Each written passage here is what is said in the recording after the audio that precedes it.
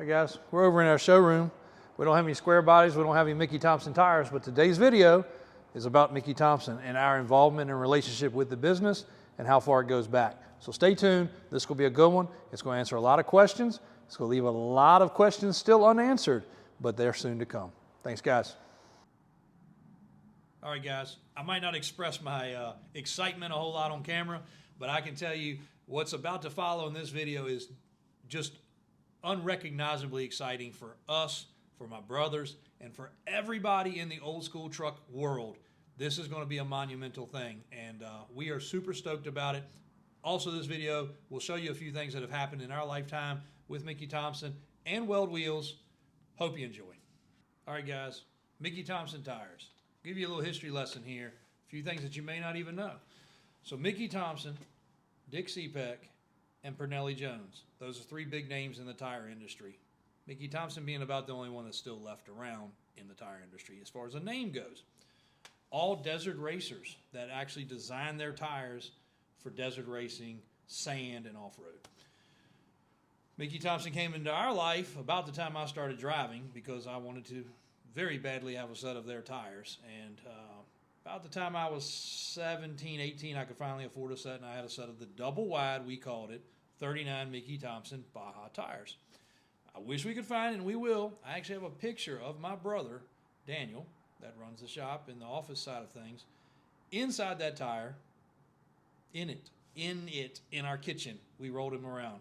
Me and my brother Brian pushed him off a little ledge, and I think he bumped his head, and we got in trouble. But anyway, that's how far we go back with Mickey Thompson. So I know the thumbnail is a little misleading, and maybe was a little bit of catch bait, whatever. But where we get deeper with Mickey Thompson than probably most anybody ever has is we did bring back one size of their tire in the past that they had discontinued.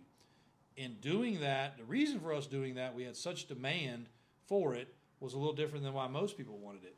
Now today, the demand is so crazy, and we are working on some things, and that's what I can tell you. You can call Mickey Thompson, you can call all these places. That's the only answer you're going to get is there's some things in the works. We'll tell you the same thing. But we're excited for it, and it's going to be for you old school guys, or you guys that, I don't think of myself as an old school guy, but nowadays I'm an old school guy. I fit that category. I want those tires back. I want that old school feeling. I want that old school look.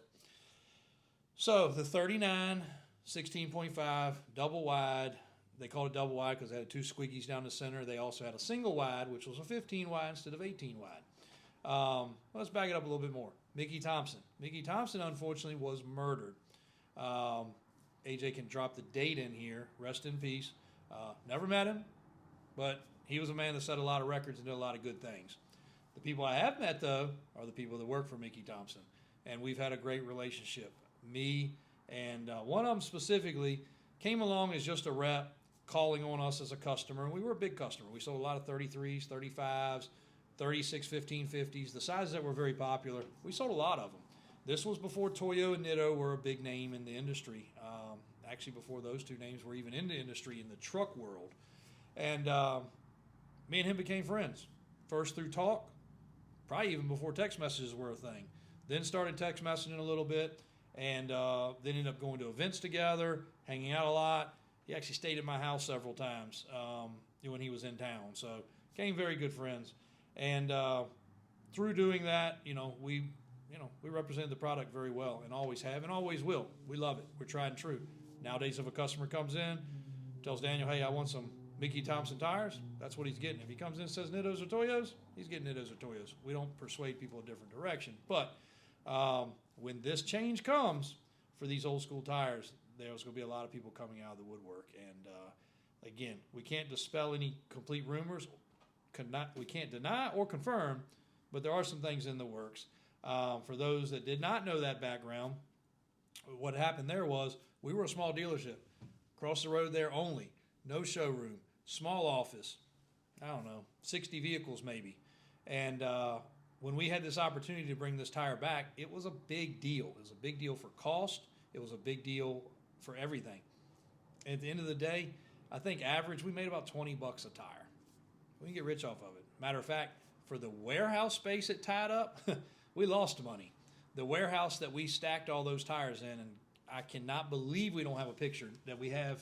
We haven't found one yet. Maybe we have it, maybe we don't. But, oh, and here's the tire we're talking about. AJ's going to drop in some pictures along the way, but there's the tire we are referring to right there. And just tell me, guys, does that just not look as proper gets? I can't believe we don't have it on any of the other pictures in the background, but that right there is the iconic look of an old school truck. Now, yes, Super Swamper was out there. The boggers are popular. You see those on a whole lot of our builds. But the Mickey Thompson was actually a good riding tire. It did move around on the road because it was wide, but you could ride off into the sand and not even let your air pressure down. I remember going to the beach the very first time I had those tires, and my dad would check on me. I was 17, 18 years old, whatever I was at the time. He'd call and check on me. How you doing, son? Did you let your air pressure down? Did you let your air pressure down? Make sure you let your air pressure down. You'll get stuck out there. Because I was away from home, you know, they thought I was probably doing something crazy and stupid, but I just wanted to ride my truck on the beach. That was the only set of tires I ever had that I did not have to air down. Drove right on the beach, and I was proud to tell him, no, Dad, I didn't stop. I just drove out there with my buddies, and I didn't stop. A few of them got stuck. I pulled them out. Can you ride on the beach without airing your tires down? Yes, but when the sand is like it is around the OBX, it's very soft, and that tire floats on top. And of course, my dad comes from old school background. They took two-wheel drive station wagons on the beach. They used a big, fat, bald tire. Matter of fact, I could be wrong, and I can't ask my dad, so my uncles could probably validate. I think they used either race car tires, like circle track tires. I even heard that they used like landing gear tires at one time off of like an airplane because they were ribbed and they were smooth. So not sure on which one, or maybe it was a combination of both. I'll get you an answer on that for a future episode. But back to the tires. Warehouse full. We'll find some pictures, I hope, one day. The warehouse that they're in, I rent today for $5,000. I could compute everything, but between shipping and storage costs, we didn't make any money. But we had a tire that nobody else had. At the same point, the reason we had so much of a drive for them was Weld Wheels truck division, the particular truck division that was building the 16 5x14s and 12s and everything else, closed. And we bought their inventory out completely. People mishear that. We did not buy Weld Company out. We bought their inventory out. I still have the business card in my desk drawer from the guy that I used to deal with there. And again, it was before text messages. I had to call him. Call him in, make our orders. We were ordering 2 or 3 sets a week. Finally, when all that happened, he said, look, I can make you a deal on a buyout. You get them all. And we still have Weld Wheels in packages wrapped up from the factory with like 06, 05, 06 shipping dates. So all this took place about 20 years ago, guys. So the rumor about the Weld, it is true. I'm sitting here to tell you as a fact. And the Mickey Thompson thing is very true as well. The new stuff coming out is going to be exciting. I think everybody has a lot of steam behind it. I can't tell you when it's going to be released or what's going to be released, but we'll give you as much lead up as we can with respect for the company. And we are very actively involved with it. And you guys' input means a whole lot. So every time I make one of these videos, they watch the comments. So please make comments. Tell us how much you love those tires. Tell us how much you remember riding on those tires. Tell us how much you would love for your truck that you've got in your garage to look like this again, because it means a lot to those people. And even though they're very high up and they're in a big conglomeration of ownership companies that own Mickey Thompson now, seeing what you guys comment and how much you have the same pride behind it means a whole lot, I can assure you. So please drop every comment you can in here. Share this to all those old school pages from the 70s and 80s. It does matter, and it matters to us. I took that business over there and literally put it on hold monetarily to do what we did all those years ago with Mickey Thompson. Figure what a tractor trailer load of tires cost. The first one that we got came in on Christmas Eve. We were unloading tires on Christmas Eve into our warehouse, still being with our family. And it was honestly the best Christmas present you could ever get. But at the end of the day, it was very special. And it took a lot of money. It took away from this business over here. I couldn't go out that next couple weeks and buy cars because all our money was tied up in these tires. but we eventually sold them. We used them. We used them on builds. I would say a build every week or every 2 weeks, you know. Daniel sold some of them to, I think it was Ryan Anderson, Dennis Anderson, the Gravedigger Monster Truck's son. They're friends. We were doing some work for those guys back in that day. They got a set of them. Some sets went to Hawaii. We were shipping them all over the country.